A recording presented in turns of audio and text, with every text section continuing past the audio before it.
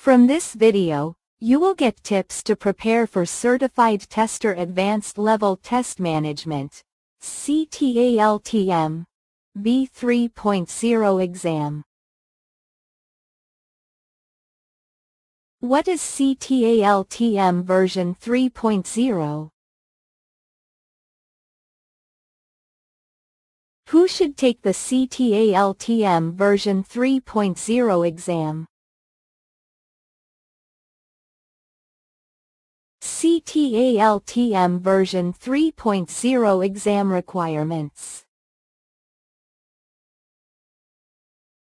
CTAL-TM version 3.0 exam structure. Key exam topics.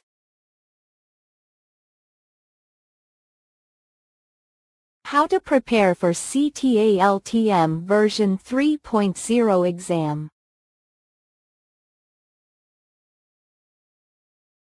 One. Which of the following best explains how test process improvement can benefit an organization? A. It can result in defect-free releases into production. B. It can reduce the demand for test resources to support maintenance releases. C. It can prevent developers making errors when writing code. D. It can increase the number of applicants for job vacancies. Answer: B. 2. You have written a defect report and have just been notified that it is in the returned state. Who should take action on this defect? A. The developer to whom the defect is assigned. B. The project manager who is responsible for the project. C. The defect triage team. D. The tester who wrote the defect report. Answer: D. 3. Which of the following statements is true regarding documentation standards? A. Documentation standards are a lower priority than testing standards. B. Documentation standards can vary depending on the test level. C. Agile projects consistently use level test plans and documentation standards. D. Documentation standards are determined by the project manager.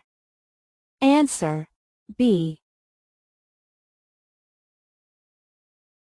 4. While mining the defect database for patterns of problems in the last release, a test manager notices that many of the most damaging failures were caused by defects injected during the low-level design phase. Which of the following actions will likely give this project the most effective solution to this problem? A. Increased static analysis during the implementation phase. B. Mandatory reviews of all important design work products. C. Formal inspections of the code modules affected by the last release. D.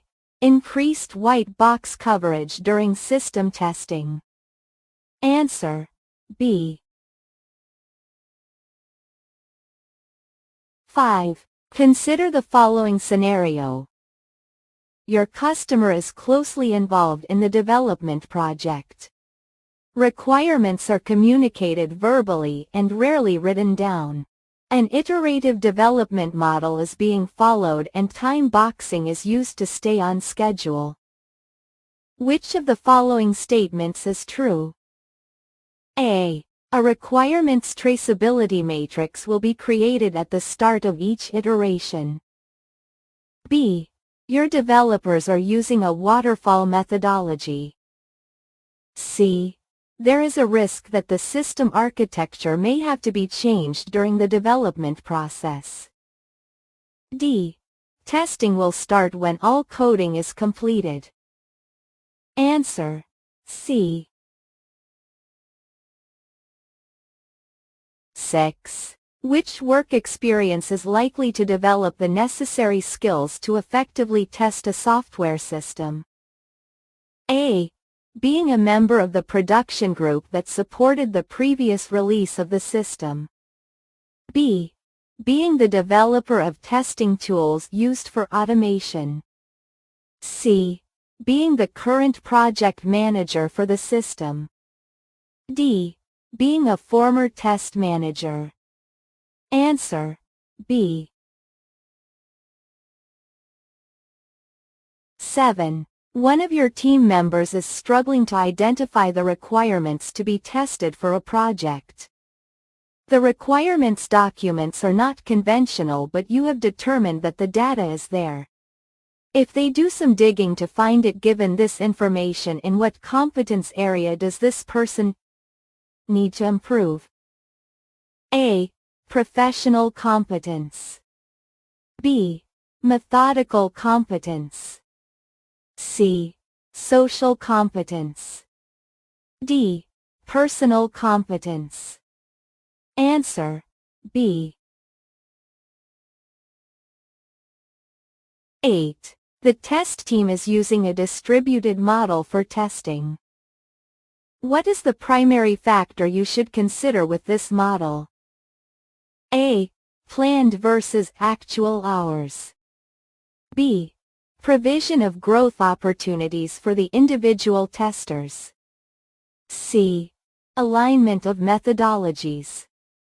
D. Co-location of test team.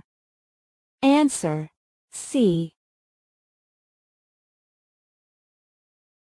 9. What is the purpose of process improvement assessment models?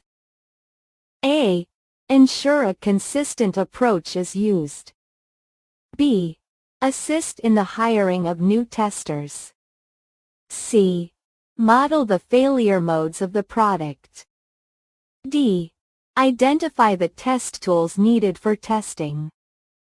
Answer: A.